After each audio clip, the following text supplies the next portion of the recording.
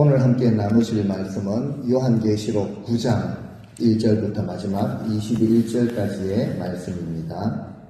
예수님께서 이제 하나님의 손으로부터 두루마리를 받게 되죠. 거기에는 안팎으로 구원과 심판에 대한 모든 비밀이 담겨져 있습니다. 그리고 이제 7개의 이인으로 봉해져 있었습니다. 이것을 우리 주님께서 받으셔서 하나씩 이제 떼실 때마다 심판의 비밀이 드러나는데 그 강도가 점점 갈수록 좀 강해지죠.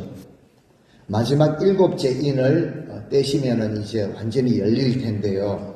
마지막 7째 인을 떼실 때 보니까 이제 하나님 앞에 서 있는 7 천사가 7 나팔을 받게 됩니다.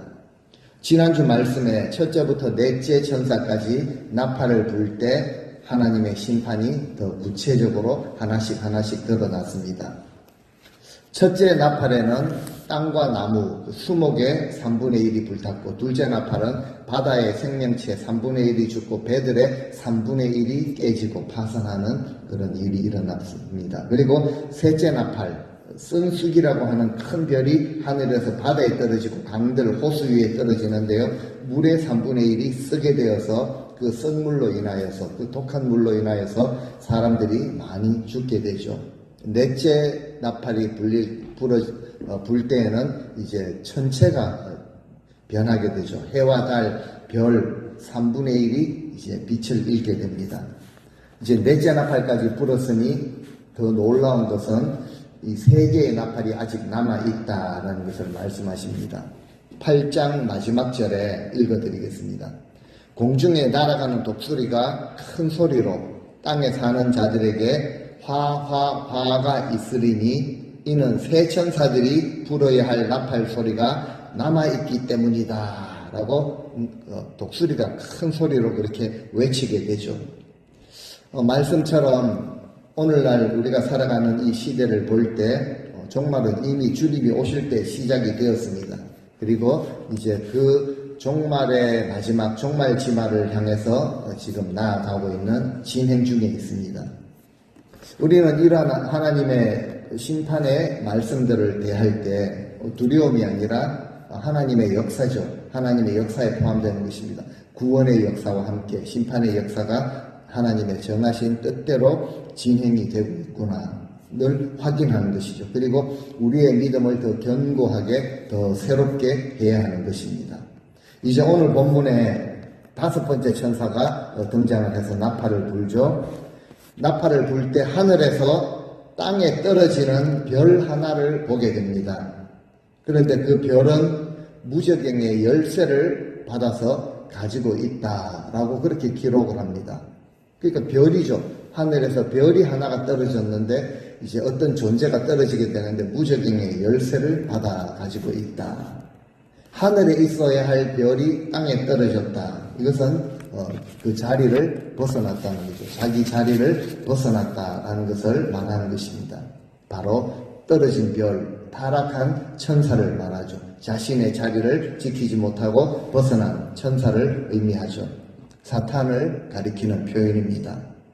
1절 말씀부터 우리 자신에게 적용을 하며 돌아보게 하십니다. 우리는 주님께 붙어 있어야 할 것이 있죠. 나는 참 포도나무고 너희는 가지이다. 내게 붙어 있어 무릇 열매를 많이 맺느니라. 말씀을 하셨는데 우리 주님께 붙어 있어야 할 부분인데 땅에 떨어져 버린 것은 없는가라는 것을 돌아보게 하십니다. 떨어져 버리고 깨지고 잃어버린 것이 있다면 그것은 주님은 이미 말씀하셨죠. 이것은 반드시 회복해야 할 것이라 라고 하십니다. 우리 가운데 불의와 거짓, 죄악을 미워하는 이런 의로운 마음, 세상과는 완전히 구분된 좀 이렇게 회색 지대가 아니라 세상의 모든 모습과는 완전히 구별된 이 거룩함, 그리고 특별히 주님을 처음 만났을 때 우리가 가지고 있었던 그 뜨거웠던 첫사랑, 이것은 혹시라도 멀어지고 떨어지고 잃어버리고 깨진 것이 있다면 이것은 자세하게 살펴야 하는 것입니다. 우리가 살피지 않으면은 하나님께서 살피시죠. 그리고 촛대를 옮기실 것이라 라고 요한계시록을 시작하면서 말씀을 하셨습니다. 그리고 발견되어지는 것이 있다면은 반드시 주님 앞에서 회복해야 하는 것입니다. 오늘 이 떨어진 별이 떨어져서 그냥 가만히 있으면 좋겠는데 무저갱의 열쇠를 받아서 가지고 있습니다. 무저갱, 없다라는 무자죠. 없을 무자, 바닥죠. 그러니까 바닥이 없는 그런 구덩이라는 것이죠. 상징적으로는 죽은 자들이 가는 지옥이나 음부를 의미합니다. 그런데 떨어진 그 별 타락한 천사가 지옥의 열쇠를 가지고 있다는 거죠. 베드로가 주님께 천국의 열쇠를 받은 것과는 완전히 대조가 되는 그런 모습입니다. 그 타락한 이 천사가 이 지옥의 열쇠를 가지고 있는데 사탄 마귀를 우리는 쉽게 이길 것처럼 만만하게 보면은 안 됩니다. 마귀들과 싸울지라 죄악 벗은 형제여, 찬송 이렇게 부른다고 해서 우리가 쉽게 이길 수 있을 것이라 라고 보면 안 됩니다. 하나님의 전신갑주를 입고 힘을 쓰고 강하게 담대하게 대적을 해야 하는 것이지 우습게 봐서는 절대 안 된다는 거죠. 왜 그렇습니까? 보니까 무저갱의 열쇠를 받아서 가지고 있을 그런 존재입니다. 그래서 2절에 보니까 그 받은 그 열쇠를 가지고 있으니까 이 타락한 천사가 이 사탄이 무저갱을 열죠. 그러니까 거대한 큰 화덕이라고 하는데요. 거대한 용광로에서 내뿜는 연기와 같은 것이 그 무저갱 바닥으로부터 치솟아 오르죠. 그리고 하늘 전체가 그 연기 때문에 사방이 온통 컴컴해집니다.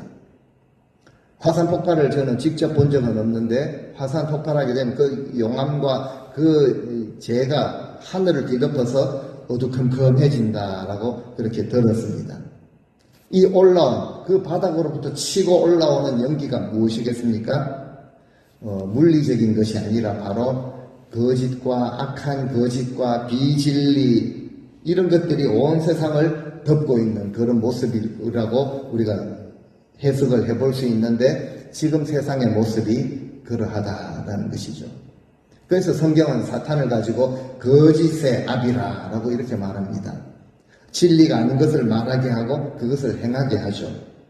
비진리를 진리처럼 여겨버리게 만드는 이것이 바로 사탄이 온 세상을 어두움으로 덮고 있기 때문에 거짓의 아비가 되어서 그렇게 덮고 있기 때문에 이렇게 나타난다는 거죠. 악과 거짓, 비진리가 세상을 뒤덮고 있을 정도인데 그 세력을 우습게 보다가는 우는 사자처럼 돌아다니는 사탄의 먹이가 되기가 쉽습니다. 안타깝게도 먹이가 된 자들이 많죠. 그들의 공통점은요, 그래도 나는 믿음이 있는데 라고 우습게 보았다라는 사실이죠. 3절을 보니까 이 뒤덮인 어두움 가운데 또 무저갱으로부터 나타나는 존재가 있죠. 무엇입니까? 황충이 그 가운데서 나온다는 거죠. 거기서 위로 올라와서 이것이 땅에 다 퍼지게 됩니다. 그런데 그것들은 정갈처럼 쏘아대는 강한 독의 권세를 가지고 있다라고 기록을 합니다. 황충, 영어 성경에는 로커스트라고 이렇게 되어 있습니다. 자, 이 메뚜기과의 곤충인데요. 메뚜기보다는 조금 더 큰 그런 메뚜기과의 곤충으로 알고 있습니다. 이미 구약 성경에도 하나님의 심판의 도구로 메뚜기가 여러 번 등장했죠. 출애굽할 때 바로왕 앞에 던진 그 10가지 재앙 중에 8번째가 메뚜기 재앙입니다. 우박 다음에 메뚜기, 그 다음 흑암, 장자를 치는 그 10번째 재앙으로 이어졌죠. 요엘서에도 보면은 불순종하는 그 백성들에게 하나님 메뚜기를 보내셔서 모든 농작물들을 초토화시키는 이런 재앙을 보여주셨죠. 이런 심판의 도구로 쓰임받은 메뚜기, 황충이죠. 그런데 오늘 본문의 황충은요, 그 다음 절을 보시면은 곡식이나 나무, 농작물은 전혀 해치지 않습니다. 오직 하나님의 인치심을 받지 못한 자들, 예수 그리스도를 믿지 아니하는 자들만 해치게 됩니다. 4절에 그렇게 말씀을 하시죠. 이마에 하나님의 인침을 받지 아니한 사람들만 그 각종 이제 농작물이나 수목은 건드리지 못하고, 그런데 그렇게 사람들을 해치는데 5절에 보니까 사람들을 죽이지는 말라라고 하시죠. 그리고 무려 다섯 달 동안 괴롭히기만 하라. 그래서 황충들이 사람들을 막 쏘아대는데 쏘인 자들은 그 괴로움을 당하죠. 고통이 아주 심했습니다. 전갈에게 쏘인 고통과 같다라고 그렇게 표현을 하고 있습니다. 황충이 그 이마에 인치심을 받지 못한 자들, 이제 요한계시록 13장으로 넘어가면은 이마에 또 짐승의 표를 받은 자들이라고 그렇게 말씀을 하십니다. 그 자들을 죽이지는 못하는데요. 그 5개월 기간 동안 아주 심한 고통을 당하게 된다는 거죠. 메뚜기도 한 척이다라는 우리 표현이 있는데요. 황충의 심판 역시 아주 긴 것은 아닌데 5개월 그 기간 동안 죽지 않을 정도의 그 심한 괴로움을 받게 된다라고 성경은 말하고 계십니다. 그 괴로움이 상당히 심했던 것 같습니다. 얼마나 심한지 6절에서는 죽기를 구해도 차라리 죽었으면 좋겠다라는 마음이 들지만 죽음이 그들을 피한다. 죽지는 못하고 괴로움은 5개월 동안 정한 기간 동안 당해야 한다. 이 표현은 지옥을 연상하게 하는 그런 표현입니다. 이제 7절부터 좀 특이한 것은 10절까지 황충의 모양을 성경은 설명하고 계십니다. 그러니까 이 사탄이 무적행위의 열쇠를 받고 거기서 나오는 황충들, 어떻게 보면은 사탄 마귀 졸개들이라고 볼 수도 있죠. 그 모양을 어떻게 묘사하는가? 우리가 상상하는 것은 메뚜기, 큰 메뚜기, 징그러운 메뚜기의 모양이 아니라 모양이 아주 특이하죠. 7절에 보니까 그 모양이요, 말들과 같다. 이제 전쟁 준비를 딱 마치고 대기하고 있는 말들과 같다라고 표현을 합니다. 그러니까 언제라도 강한 기세로 쳐들어와서 해칠 수 있는 그런 모양을 준비를 갖춘. 그런데 머리에는 금 비슷한 관을 썼다라고 말하고 있죠. 얼굴은 또 사람 얼굴처럼 생겼습니다. 머리에 쓴 금관은요, 진짜 금관이 아니다라는 거죠. 비슷하게 보이는데 다른 것이다. 사실 이것이 상당히 위험한 것입니다. 진정한 권세, 금관 같은 것을 썼으니까 꽤 권세가 있는 것처럼 보이는데 진정한 권세가 아니다라는 거죠. 진정한 권세는 하나님께만 있는 것입니다. 사탄을 비롯해서 이 땅에 많은 어떤 존재도 보면은, 겉으로 보면은 세력을 가지고 있는 것처럼 보이는데요. 결국은 무너지고 마는 그런 권세입니다. 가짜 권세라는 거죠. 진짜 권세, 모든 권세는 하나님께만 있는 법입니다. 그리고 그 얼굴은 사람의 얼굴과 같다라고 하죠. 사람의 얼굴, 아주 흉악한 얼굴이 아니라 사람의 얼굴이니까 꽤 친숙하게 보인다라는 거죠. 그래서 성경은 심지어 사탄을 광명한 천사와 같다라고까지 표현을 하는 것입니다. 광명한 천사는 어떻게 보이겠습니까? 정말 거룩하게 보이겠죠. 정말 열심히 보입니다. 제법 거룩하고 열심히 있는 것 같지만 오히려 그 가장으로, 그 열심으로 사람들을 파멸로, 영혼들을 파멸로 이끌고 가는 이리와 같은 존재이다라는 것을 이제 설명하는 것이죠. 그래서 멀리서 보면 황충떼가 올라오는 것 같은데 가까이서 자세히 보면은 전쟁을 죽이려는 전쟁을 준비한 말들 같고 아주 친숙하게 가장을 해서 사람의 얼굴 같고, 또 8절에 보면은 머리카락은요 여자의 머리카락과 같다라고 말하죠. 그러니까 부유함과 화려함과 매력의 상징이 바로 머리카락이라고 할 수 있는데, 겉으로는 굉장히 뭔가 세력을 가진 것 같고 화려하게 보이기 때문에 문제는요, 여기에 사람들이 잘 붙는다라는 것이 문제이죠. 그런데 이런 화려함을 따르다가는 결국 그 영혼이 파멸에 이르게 되는 것입니다. 이빨은요, 사자의 이빨, 그러니까 날카로움을 드러낼 때는 사자의 이빨로 공격을 해가지고 물어뜯고 죽이는 것이 바로 이 사탄이 하는 일이다. 9절에 보면은 가슴에는 철 호심경 같은 호심경이 있다. 그 심장을 보호하는 방패막이를 했다라는 거죠.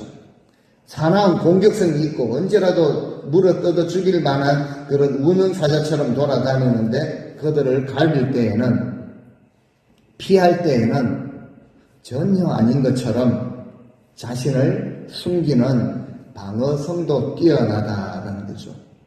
그리고 그들의 날개의 소리, 그 전쟁을 준비한 이제 말들과 같은데 날개가 달려 있어서 날개 소리를요, 이제 전쟁터로 힘차게 달려가는 전차 부대의 그 요란한 소리, 진동하는 그 소리와 같다라고 표현하죠. 아마 그 당시에 드론이 있었다면은 드론 소리라고 표현을 했을지 모르겠습니다. 현대전은요, 드론을 띄워서 사람이 갈 필요도 없죠. 목표 지점 정해놓고 그렇게 공격을 하는, 이것이 굉장히 위험한 그런 전쟁 무기가 되어버렸는데요. 이런 모습을 갖추고 있다라는 거죠. 그리고 마지막 10절에 보면은 전갈처럼 쏘는 그런 침을 가지고 있다. 꼬리를 가지고 있다. 거기에 독한 침이 달려있다는 거죠. 그것으로 5달 동안 사람들을 쏘아서 고통을 주는 권세, 치명적인 독성을 가지고 있는 존재다. 그런데요, 하지만 하나님이 이런 재앙을 이 땅에 내리셔도 모든 것에 한계를 정해놓고 계시죠.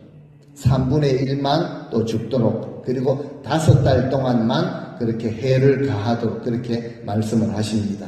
모든 것을 하나님이 주관하고 계시다라는 것을 성경은 드러내는 것이죠. 죄를 다루시는 분도 하나님이시고 구원을 허락하시고 생명을 주관하시는 분도 하나님 한 분이시죠. 우리가 경외하고 진정으로 온 전심으로 섬겨야 할 대상도 우리의 왕은 오직 하나님 한 분밖에 없습니다. 그런데 11절 보면은 이 황충들은요, 무저갱의 사자, 이제 영어 성경에 보니까 the angel of the abyss, 심연이라고 이제 abyss를 그렇게 표현하는데 흔히 뭐 지옥이라고 말할 수 있습니다. 지옥의 천사, 지옥의 사자라는 거죠. 지옥의 사자를 황충들은 자기들의 왕으로 삼고 있습니다. 히브리어는 아바돈이고 헬라어로는 아볼루온이더라라고 설명을 하고 있죠. 뜻은요, 그냥 파괴하고 멸망하는 자다라는 뜻을 가지고 있습니다. 사탄의 세력이 이러하다라는 것을 지금 우리에게 드러내고 있는 것이죠. 이처럼 사탄은요, 하나님께 속하지 않은, 그리고 이마에 인침을 받지 못한 자들의 삶을 파괴와 멸망으로 이끄는 존재다라는 것을 성경은 우리에게 분명하게 말하고 계십니다. 이 5번째 나팔, 이 심판의 대상은 하나님의 백성이 아니라 인치심을 받지 아니한 자들이죠. 회개하지 아니한 자들입니다. 그 고집 그대로 평생을 살아가는 그런 자들이라는 뜻이죠. 그런데 이처럼 하나님께서 그들의 이 죄를 다루신다라는 것이죠. 죄 중에 죄가 무엇입니까? 흉악한 그런 죄가 아니라 죄 중에 죄는 바로 예수 그리스도를 믿지 아니하는 죄이고 회개하지 아니하는 죄라는 거죠.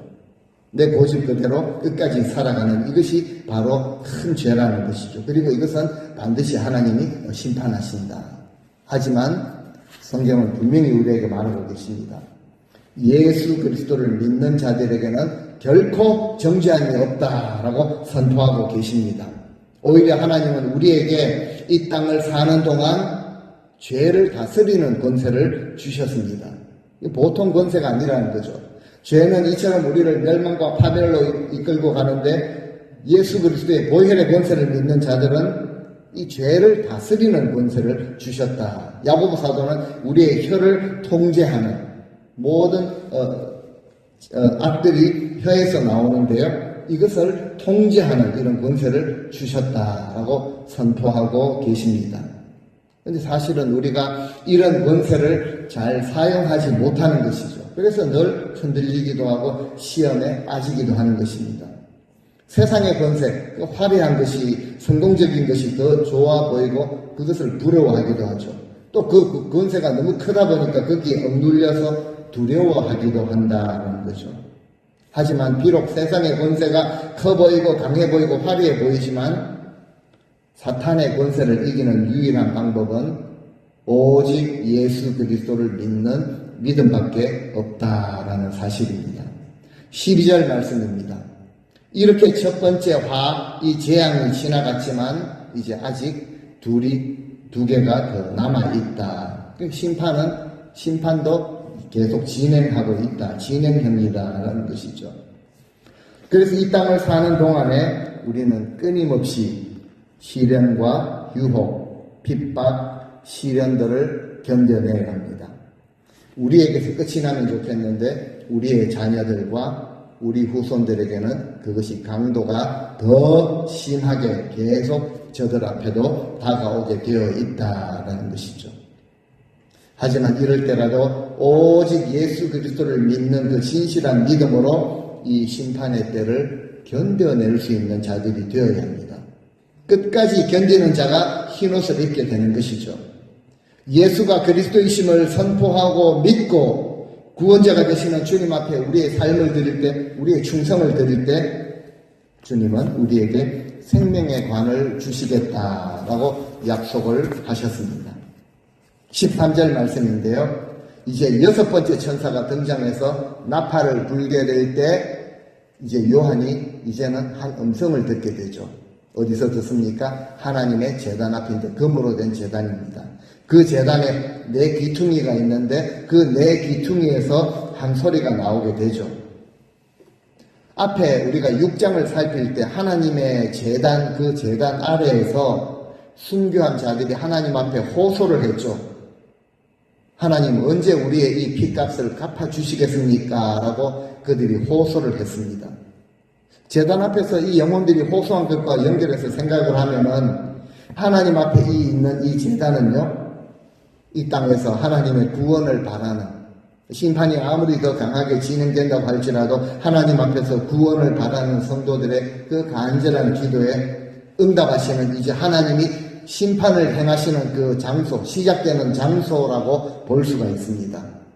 이제 그 14절 말씀을 보시면은 그 금제단의 네 귀퉁이에서 그 뿔에서 들리는 음성이 여섯 번째 천사에게 말을 하죠.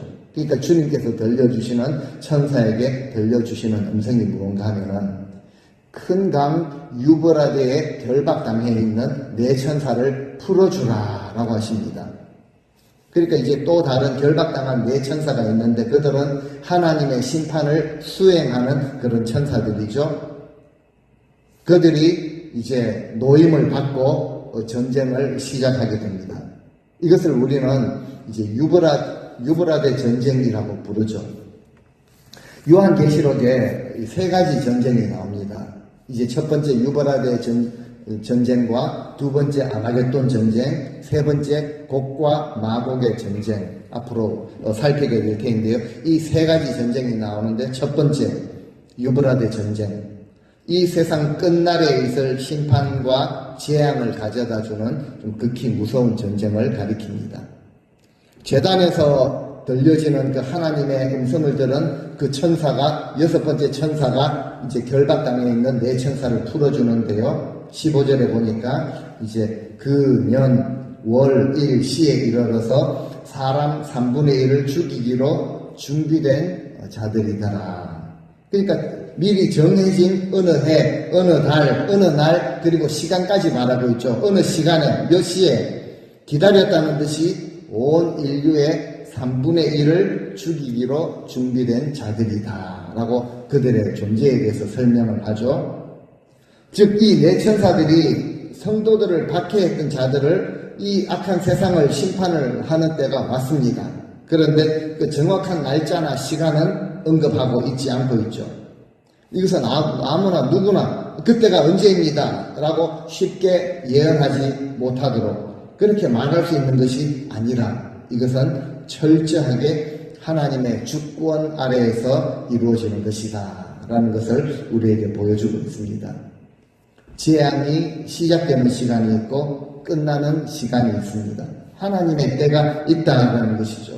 아무튼 이 사륙의 전쟁이 시작되는데 단지 사람들의 3분의 1만 죽이도록 허락을 받습니다. 아직은 종말이 아니다라는 것을 알 수가 있죠. 그리고 이 모든 일들은 하나님의 주권과 섭리 아래에서 하나님이 정하신 대로 정확하게 이루어진다라는 것을 깨닫게 하십니다. 그래서 이 네 천사가 뭐 다른 또 군대를 또 지휘를 하겠죠. 그리고 그것이 다음 절에 나타나는데요. 요한이 이제는 환상 중에 군대의 숫자를 듣게 됩니다. 16절에 그 마병대의 숫자가 몇 명입니까? 2만 만이죠. 요한이 내가 그들의 수를 들었다라고 하십니다. 2만 곱하기 만입니다. 2만 곱하기 만은요, 계산이 금방 잘 안 되시겠지만 2억이나 될 정도입니다. 2억. 그러니까 이제 그 천사들이 이끄는 군단의 숫자가 2만이라는 것이죠.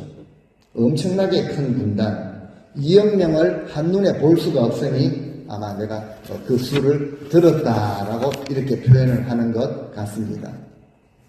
지구상에 벌어진 전쟁 중에 2억 명의 병력이 동원된 이런 역사는 없었습니다. 앞으로도 2억 명이 동원되는 이런 전쟁은 없을 것입니다. 상징적인 표현이라고 생각을 합니다. 무수히 많은 군사가 동원되는 그 전쟁. 17절에 계속해서 요한이 이제 환상 가운데서 이제는 또 보게 되죠. 이제 그 말들과 그 위에 탄 자들을 보게 되죠. 보니까 모두 붉은빛과 자줏빛, 유황빛이 나는 가슴을 보호하는 호심경을 두르고 있죠. 그리고 그들이 타고 있는 말들의 머리는 사자 머리와 같습니다. 그리고 말들의 입에서 이제 불과 연기와 유황이 뿜어져 나오고 있었습니다. 그러니까 이것은 그들이 가진 가공할 만한 그런 무기, 군사력을 상징한다라고 볼 수 있죠. 그래서 어떤 성경학자들은 예전에 요한계시록을 참 종말론 강의 이런 것을 하면서 이제 핵전쟁, 최첨단 무기 이런 것으로 설명을 많이 했습니다. 3차 세계대전이라고 해석을 하기도 했죠. 아무튼 18절에 보시면은 이 세 재앙, 곧 말들의 입에서 나오는 불과 연기, 유황 이것으로 인해 이제 사람 3분의 1이 죽게 된다. 역사 이래로 지구상의 인구 3분의 1이 죽임을 당하는 이런 재앙은 아직 일어나지 않았습니다. 그런데 장차 일어나게 될 재앙이 이처럼 클 것이다 라는 것을 성경은 말하고 계시죠.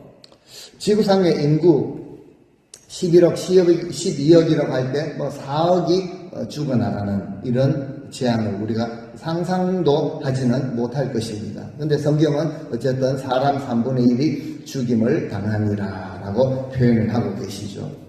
19절에도 잠깐 설명을 하십니다.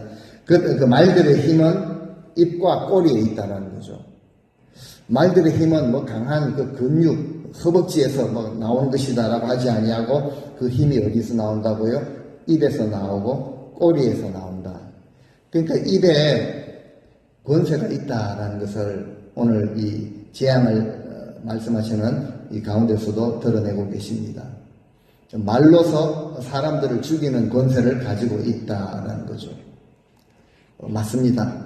지금도 말의 권세, 혀의 권세로 특별히 이제 멀티미디어, 이제 미디어 언론의 그 권세로 많은 사람들이 죽어나가고 있죠. 안타까운 일들이 이제 많이 일어나고 있는 그런 시대입니다.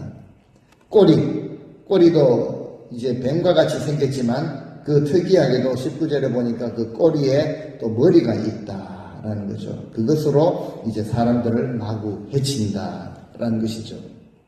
어쨌든 이 6번째 심판에서 우리가 생각해 볼 것은 이처럼 사람들의 3분의 1이 죽었음에도 불구하고 이제 문제는요, 죽은 자들은 죽은 자들입니다. 근데 문제는 무엇인가 하면은 살아남은 자들이 문제라는 것이죠. 그들의 모습이 어떻다라는 것을 성경이 말하고 계십니다. 한마디로 말하면 어떤 모습인가? 이런 하나님의 심판을 인지하지 못하는 그런 어리석음이 그들에게 있다라는 것을 마지막 남은 2절에서 우리에게 말씀하고 계십니다. 20절 말씀 보시겠습니다. 그런데 이 재앙에서 죽지 않고 살아남은 자들, 그러니까 3분의 2, 인구의 3분의 2, 이 사람들은요, 어떤 자들입니까? 자기 손으로 행한 일, 저지른 이런 일들을 여전히 회개하지 않았다. 그리고 도리어 이제 각종 귀신을 섬기고 금, 은, 동 또는 돌, 나무 이런 것으로 만든 것들을 보지도 못하고 듣지도 못하고 움직이지도 못하는 이런 우상에게 이제 절하고 경배하고 있더라라고 성경이 이렇게 표현을 합니다. 이런 엄청난 재앙을 보았음에도 불구하고 그 남아있는 3분의 2이 사람들은 회개하지 않았다라는 것이죠. 이것은 우리 사람의 마음이 얼마나 강팍한지를 드러내는 그런 표현입니다. 이처럼 죄에 대해서 무감각해질 수 있을까라는 의문이 생기는데 답은요, 그렇게 된다라는 것이죠. 아니, 그보다 더 무감각해지고 굳어질 수 있는 것이 사람의 마음이구나라는 것을 확인하게 됩니다. 세상이 악해질수록 특징 중에 하나는요, 사람들은 회개할 기회가 주어져도 진정으로 회개하지 않는다라는 사실이죠. 그래서 만물보다 더 심히 부패한 것이 사람의 마음이다라는 성경의 표현이 맞습니다. 결국 이런 재앙은요, 그들이 이런 죄를 지어서 당하는 것이 아닙니다. 이런 죄를 지을 수는 있죠. 마지막 21절에도 보면은. 그런데 이 재앙이 왜 재앙을 당하는가? 회개하지 않았기 때문이다라는 거죠. 여전히 귀신을 섬기고 우상에게 마음을 갖다 바치는 그것을 숭배한 죄 때문이다라는 거죠. 마지막 21절도 마찬가지입니다. 살인, 복술, 음행, 도둑질을 회개하지 않았다라는 거죠. 짓지 않은 자들이라 그러면 우리가 이해하기가 쉬운데요, 회개하지 아니한 자들이라고 하십니다.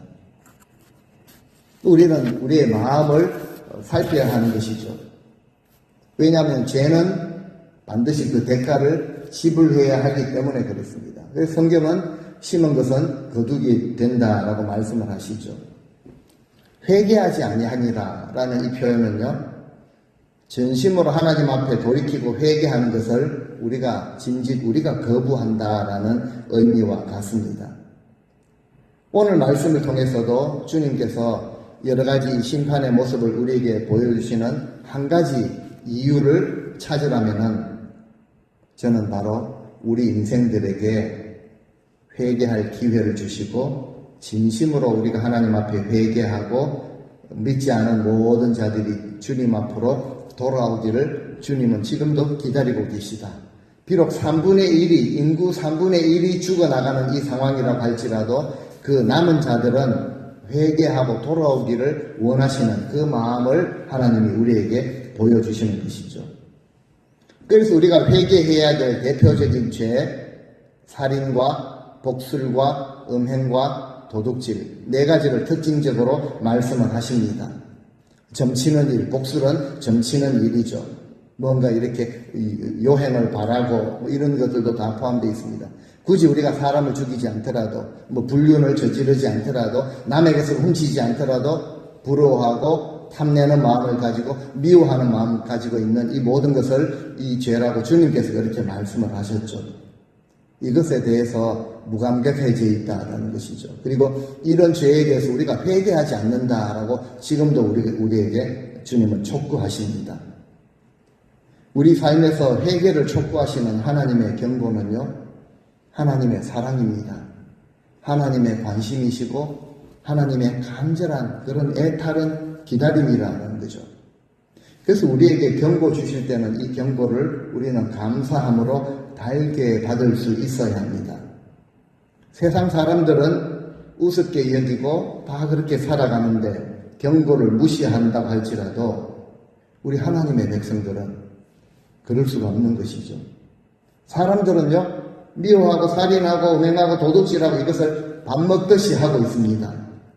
하지만 하나님의 백성들은 우리에게 관심을 보이시고 우리에게 경고의 말씀을 주실 때마다 우리는 죄의 습성, 옛 습성을 버리고 온전히 우리의 마음을 주님 앞에 돌이켜야 하는 것입니다. 지금 이 시대는요, 재앙의 시대입니다. 분명히 재앙의 시대입니다. 그리고 앞으로 강도가 더 심해질 것입니다. 성경이 우리에게 주시는 말씀이 그렇습니다. 이러한 재앙을 견디며 넉넉히 이길 수 있는 능력이 우리 의지에서 나온 것 아닙니다. 우리가 가지고 있는 경륜에서 나오는 것이 아니라는 거죠.